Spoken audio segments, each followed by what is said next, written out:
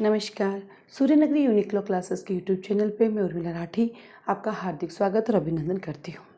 बात करें जुडिशरी के एग्ज़ाम की, तो मैं दो चीज़ों के लिए आपके सामने हूँ। एक तो हमारे यहाँ पे न्यू बैच स्टार्ट हो रहे हैं, उसकी इन्फॉर्मेशन के लिए। एक जो आप लोग परेशान हो रहे हैं उसको कैसे रिलैक्स होने के लिए। ठीक है, बात करते हैं। तो पहले हम बात करते हैं न्यू बैचेस की। तो हमारे यहाँ पे न्यू बैचेस स्टार्ट हो रहे हैं हर स्टेट के लिए। और कब हो रहे हैं? मॉर्निंग के अंदर 21 फरवरी को और इवनिंग के अंदर 24 फरवरी को। ये तो हो रहे हैं जुडिशरी के लिए। और एडीजे के लिए भी स्टार्ट हो रहे हैं हमारे यहाँ पे 21 फेब को, जो एडीजे का फुल कोर्स लेते हैं 24 फेब को। ये भी हमारे लिए हो रहे हैं एडीजे के लिए, क्योंकि कुछ कॉमन सब्जेक्ट होते हैं। Common subject in the sense major act. तो मेजर एक्ट का क्या होता है कि लोअर जुडिशरी हायर जुडिशरी दोनों बैठते हैं। और साथ में बताती रहती हूँ कि देखो ये हायर वालों को करना है, ये लोअर वालों को करना है।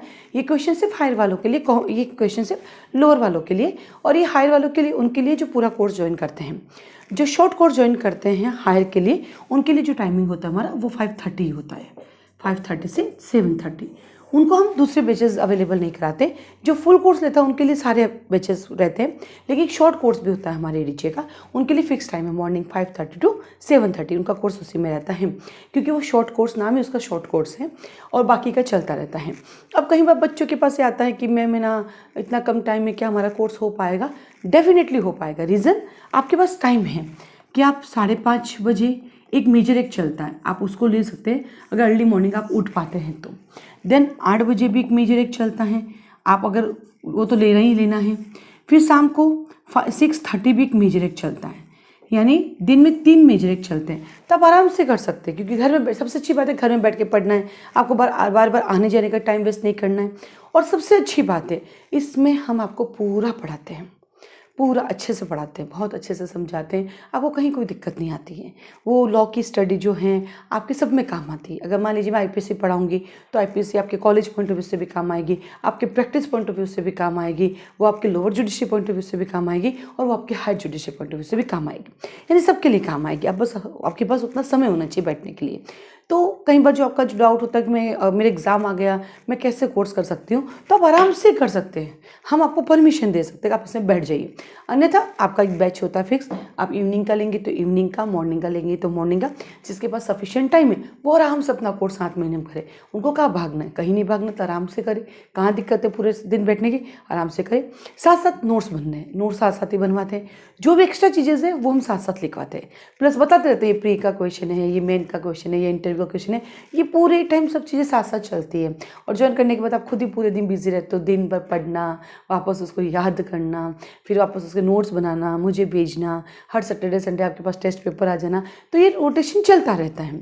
और जब कोर्स का एक पोर्शन खत्म होता है तो हम वापस पूरी आइज़ क्लोज करा के अच्छे से लंबी सांस लेके छुड़वा के फिर उसको पूरा रिवीजन कराते हैं। तो ऐसे करते करते हमारे बैचेस चलते रहते हैं। उसके लिए आप रजिस्ट्रेशन करा के 3 डेज़ बैठ सकते हैं। रजिस्ट्रेशन फॉर्म भरना पड़ेगा, रजिस्ट्रेशन फीस सबमिट करनी पड़ेगी। जब आप 3 डेज़ का क्लास देखिए और 4 डेज़ आप फीस सबमिट करके कंटिन्यू कर सकते हैं। ये तो था हमारे नए बैचेस की इन्फॉर्मेशन 21 फेब और 24 फेब को, मॉर्निंग और इवनिंग में। और एडीजीपी इसमें जो कंप्लीट कोर्स करना चाहते हैं वो इसमें ले सकते हैं। जो एडीजी का शॉर्ट कोर्स ज्वाइन करना चाहते हैं उनका बैच स्टार्ट होगा 1 मार्च को।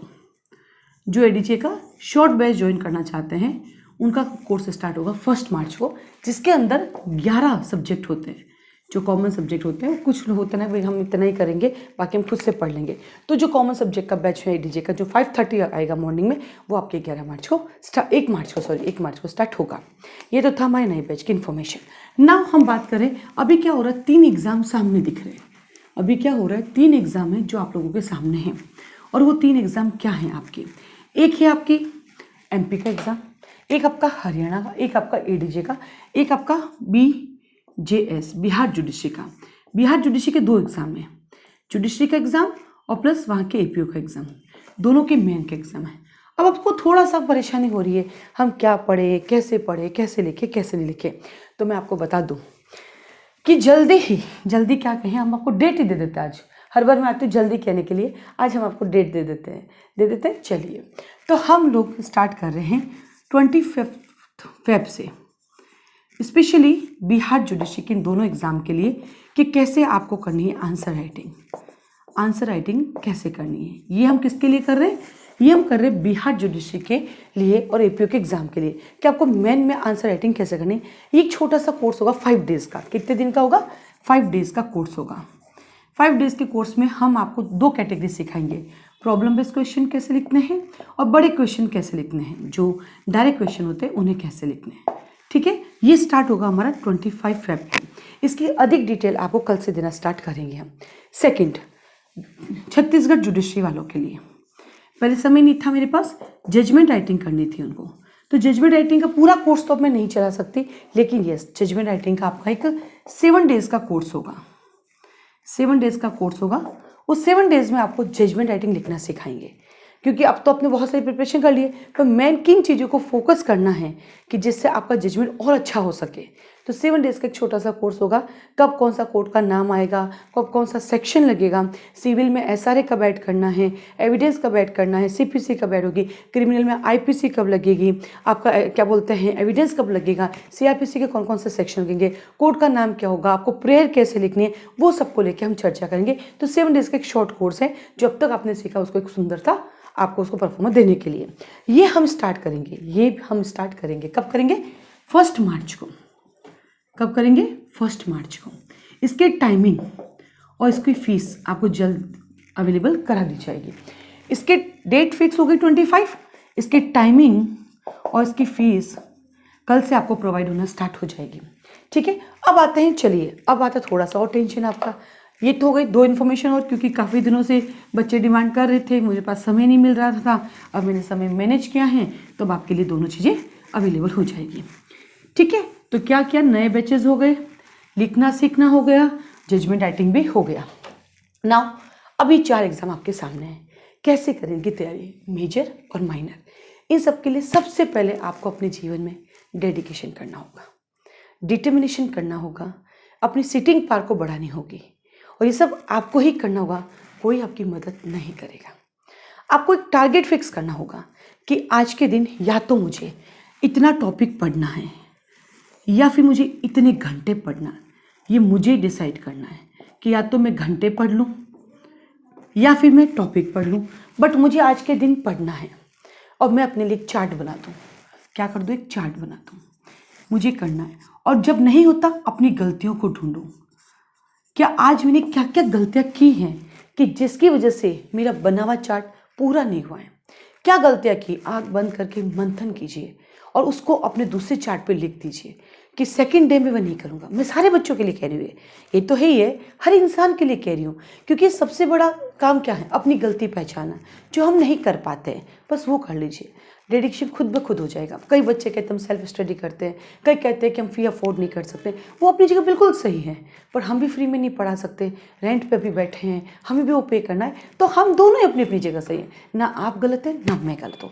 लेकिन ये तो अपन घर पे कर सकते हैं, इस पर तो कोई पैसे नहीं लग रहे। अपना डेडिकेशन, अपना चार्ट, अपनी गलतियाँ अपने को ठीक करनी है, ये तो आप खुद ही कर सकते हैं। इसके लिए किसी की जरूरत है नहीं, जरूरत है, क्योंकि जिस दिन आपने अपना करना सीख लिया उस दिन आपने सब कुछ सीख लिया। तो आज ही आप क्या करेंगे, अपना जो सिलेबस है, जितने भी दिन हैं आपके पास, जितने महीने हैं आपके पास, जितने साल हैं, एक चार्ट बनाइए अपने लिए। और जैसे भूल जाते हो कि यार 10 दिन पढ़ता हूँ, 11वें दिन भूल जाता हूँ, 10 दिन पढ़ता हूँ, फिर 11वें दिन भूल जाता हूँ, तो कहीं से कुछ पता चलता अगर है तो पढ़ नहीं रहा है, उसी समय अपनी आँखें बंद कर लीजिए, आंखें बंद करके बैठिए और सोचिए मैं फिर से कहाँ भटकने लग गया हूँ और मैं क्यों भटक रहा हूँ। क्योंकि मैं जज बन जाऊँगा तो मेरी ज़िंदगी वैसे डिफरेंट हो जाएगी, ये ज़िंदगी रहने वाली नहीं है मेरी, तो मैं भटक क्यों रहता हूँ और हर बार क्यों भटक जाता हूँ मैं। और फिर भी आपको लगता है भटकेंगे, आपका टारगेट है भटकेंगे, आपका आदत है भटकेंगे, आपका अधिकार है भटकेंगे, तो अपने मोबाइल में एक अलार्म लगा लीजिए। हर एक 15वें दिन पे या 10वें दिन पे, 7वें दिन पे वो अलार्म आपको याद दिलाएगा भटकना नहीं है, भटकना नहीं है, भटकना नहीं है। या आपका कोई फैमिली मेम्बर है या आपका कोई फ्रेंड जो आपको हर रोज़ संभाल सकता है, उसको कह दीजिए मैं भटक जाता हूँ तो मुझे थोड़ा सा संभाल लेना।